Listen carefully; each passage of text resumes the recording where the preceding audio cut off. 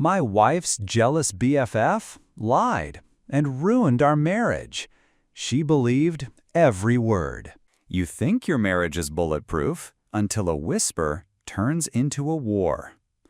My wife's best friend set me up, and it almost cost me everything. But karma? Karma showed up in court. They say the American dream is all about the house, the job, the family. And for a while, I really believed I had it all. My name is Jason Miller. I'm a software engineer living in Columbus, Ohio. Until a few months ago, I thought I was living the dream. Married to Rachel, my college sweetheart, and father to our beautiful daughter Emily, who had just come into this world in March. Rachel had always been strong, smart, compassionate. She worked as a pediatric nurse, the kind that stayed late for scared kids and made families feel safe. But after giving birth, things changed. She struggled, not just physically, but emotionally. The joy she used to carry dimmed. Postpartum depression, the doctor said.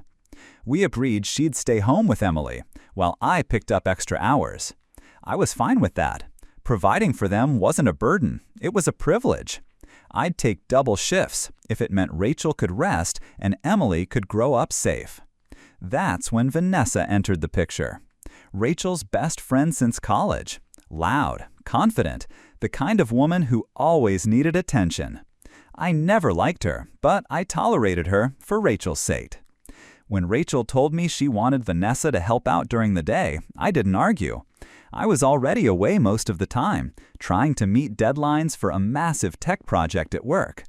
Overtime became routine, and my only moments of peace were FaceTiming Emily on lunch breaks and watching her sleep when I got home. Vanessa, at first, seemed helpful. She cooked, cleaned, held Emily so Rachel could shower or nap.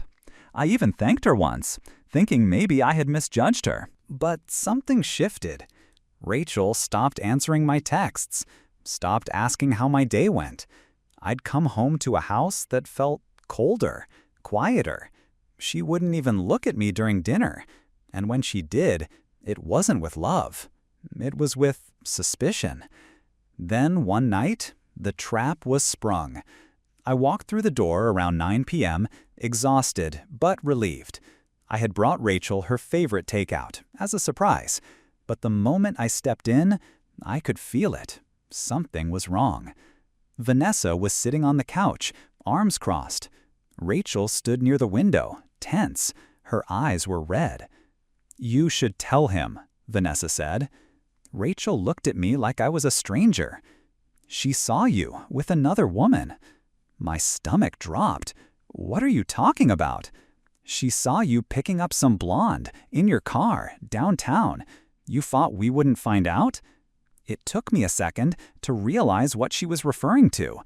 I had given a coworker a ride to a client meeting earlier that week. She was 8 months pregnant, married. It wasn't some secret rendezvous. It was carpooling. "You're serious right now?" I asked. "Check my phone, my calendar, call my boss. There's nothing to hide." Rachel didn't hesitate. She grabbed my phone and started scrolling. I stood there, numb, as she looked through every message, every call log. She found nothing, because there was nothing to find. But that wasn't the point. The damage was done. Vanessa smirked, like she had already won. That night, Rachel made me sleep in the guest room. I laid there, staring at the ceiling, wondering how the hell my life had unraveled so quickly. I wasn't even angry yet, just stunned. Vanessa had lied. Rachel had believed her.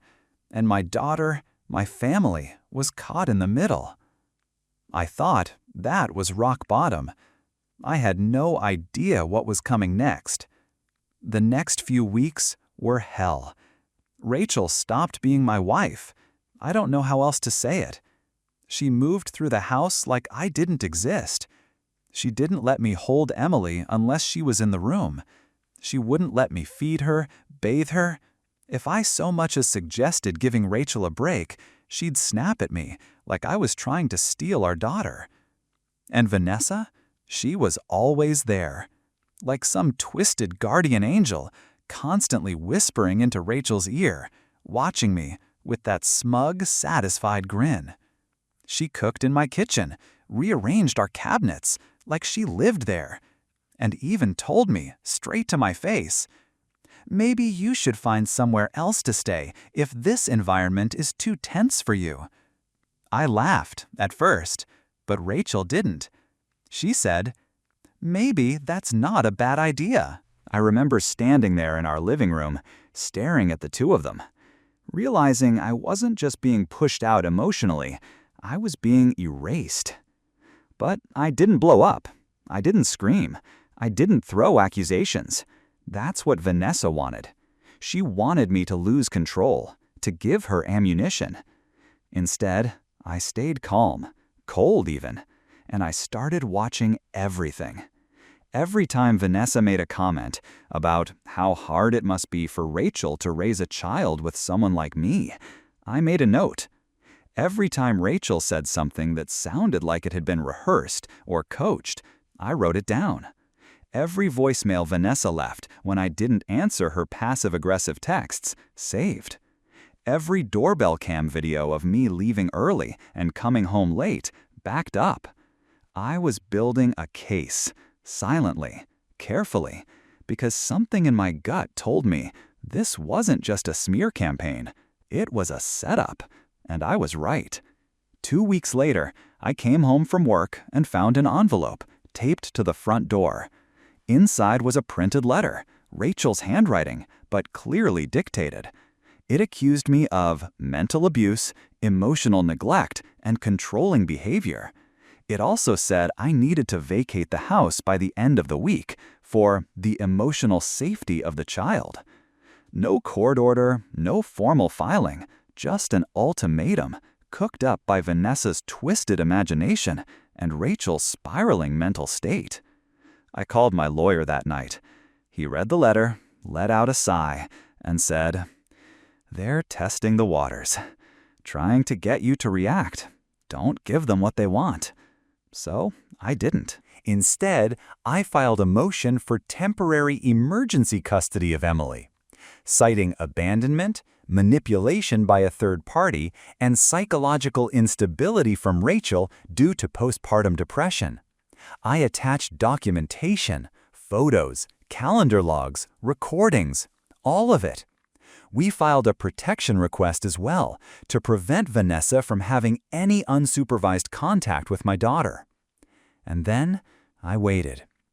Meanwhile, back at the house, Vanessa started acting like she'd already won. She started referring to Emily as our little girl in front of Rachel. I caught her once on the baby monitor camera trying to kiss Emily's forehead while Rachel was in the shower. I wanted to smash something, but I held it together. Until one night, around 11 p.m., Rachel showed up at my parents' house, unannounced, banging on the front door, with Vanessa beside her. I opened it, and Rachel pushed past me, screaming, "You kidnapped her! She's my daughter! You had no right!" Vanessa stood in the background, smirking, phone in hand, probably recording. I stayed calm. My mom held Emily tight in the living room. My dad stood between us and the nursery. "I didn't kidnap anyone," I said. "I filed for temporary custody. You'll be served tomorrow. You'll have your chance in court." Rachel looked confused, caught off guard. Vanessa whispered something in her ear, and Rachel exploded again, accusing me of threatening her, manipulating her, isolating her. It was chaos, but I had one advantage. The entire confrontation was being recorded. Doorcam, interior audio, my lawyer would eat it up. Eventually, they left, still yelling, still swearing they'd take Emily back. I looked down at my daughter's face. So innocent, so unaware of the war being fought around her. And I knew one thing for certain. They thought I was weak. They thought I'd roll over. They were wrong. I walked into that courthouse, not as a victim, not as some desperate father begging for mercy, but as a man with nothing left to lose and everything to protect. Vanessa thought she could twist my wife's mind, ruin my name, and walk away untouched. She thought this was a game she had already won.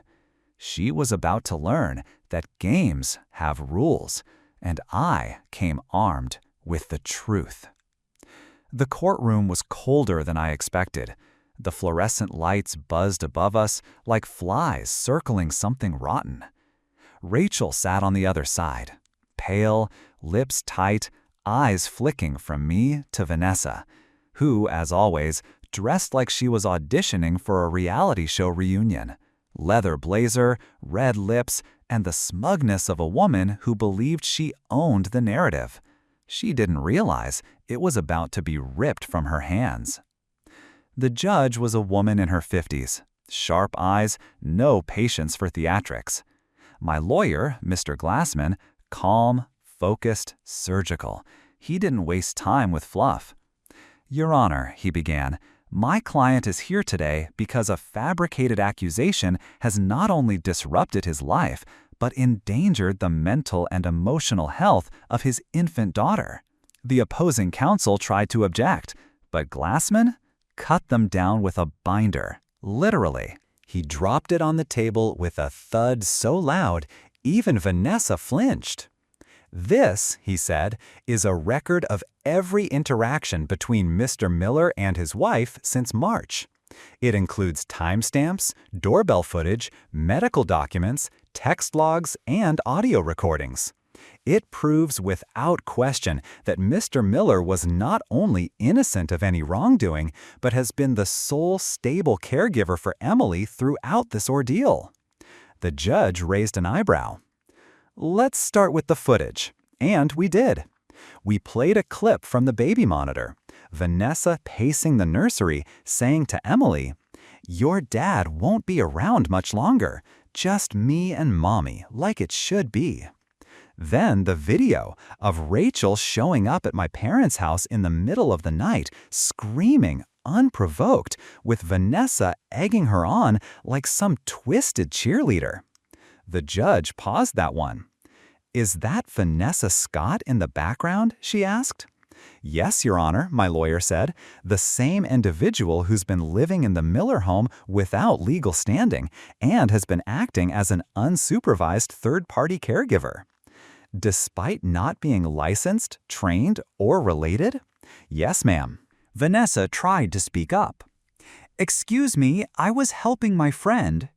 "Miss Scott," the judge cut in, "this is not a podcast. You speak when spoken to." I saw her jaw twitch. Her ego couldn't take it. Then came the knockout punch. My lawyer presented the psychological evaluation of Rachel. It included observations from her OBGYN and notes from a pediatric visit. The doctor confirmed signs of postpartum depression, worsened by isolation and external manipulation. The judge folded her hands and stared across the courtroom. "Mrs. Miller, are you under any medical treatment currently?" Rachel's voice was barely audible. "Yes, I've started therapy." "Did you at any point witness your husband engage in verbal, emotional, or physical abuse?" Rachel's eyes welled with tears. She shook her head. "No," she whispered. "Did Miss Scott encourage you to believe otherwise?" Silence. Then Rachel nodded. Yes. That was it. Vanessa tried to protest, tried to spin some new lie, but the judge had heard enough. "I'm granting full temporary custody of Emily Miller to her father, effective immediately. Mrs. Miller will retain supervised visitation rights upon proof of continued therapy." She turned to Vanessa. "As for you, Miss Scott, I'm referring this case to the district attorney's office for potential investigation into custodial interference and emotional manipulation with malicious intent." Vanessa's mouth opened, but no sound came out. For once, she had nothing to say. I walked out of that courtroom with Emily's future secured. I didn't smile, I didn't gloat, but inside, something uncoiled. Not just relief, justice. Vanessa thought she was untouchable. Turns out, the higher you climb on lies, the harder you fall when the truth cuts the ladder. And me? I was just getting started. It was 2 weeks after the hearing when I got the call. Rachel's number lit up my phone. My heart sank, not out of anger, but something deeper. The kind of sadness that comes when you realize a part of you still hopes for clarity, even when you've already made peace with walking away. I answered. Her voice was soft, tired. "I don't want to fight," she said. I need to talk. No Vanessa, no lawyers, just you and me." I paused, then said yes. But I didn't bring Emily. I met her at a small park near the facility where she was getting treatment. She sat alone on a bench under a fading tree, arms crossed, eyes red. Not from makeup, but from crying. "Thanks for coming," she said. I nodded, staying quiet. I wasn't here for drama. I was here for truth. "I owe you more than an apology," she started. "I owe you the truth." She told me everything. How the depression had crept in slowly, like fog. How she felt invisible, even when I was right next to her. How Vanessa made her feel seen, empowered, even validated for a while. Looking back, she said, it was poison. I was drowning, and she handed me a weight, not a life jacket.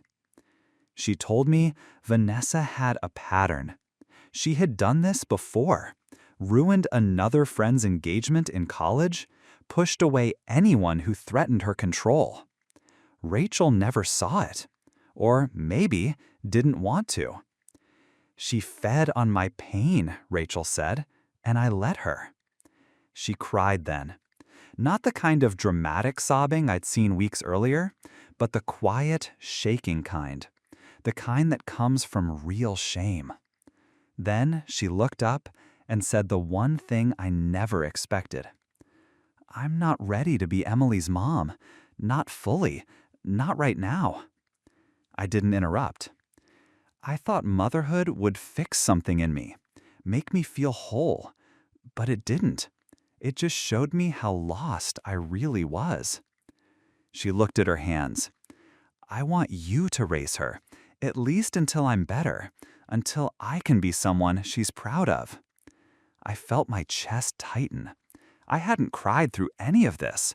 Not when I was accused, not when I lost my home, not even when I won in court. But in that moment, I almost did. Not out of sadness, out of relief. "I don't hate you, Rachel," I said, "but I can't go back. Not to what we had. Too much trust was broken." She nodded, eyes glistening. "I know. I just needed you to hear it from me. Not in a courtroom, not through a lawyer, just from the girl you used to love." I gave her a sad smile.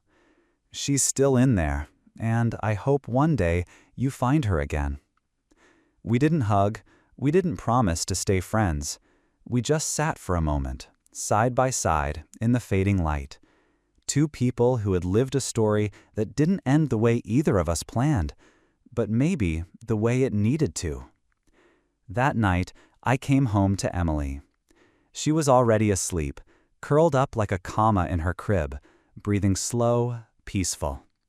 I stood there watching her for a while, and for the first time in months, I felt still. I hadn't saved my marriage, but I had saved my daughter. And maybe, just maybe, I had saved myself too. Some people say starting over is terrifying. I say it's freedom. The first morning in our new apartment, I woke up to the sound of Emily babbling in her crib. No shouting, no accusations, no walking on eggshells. Just me, my daughter, and the soft hum of a world finally quiet enough to breathe in.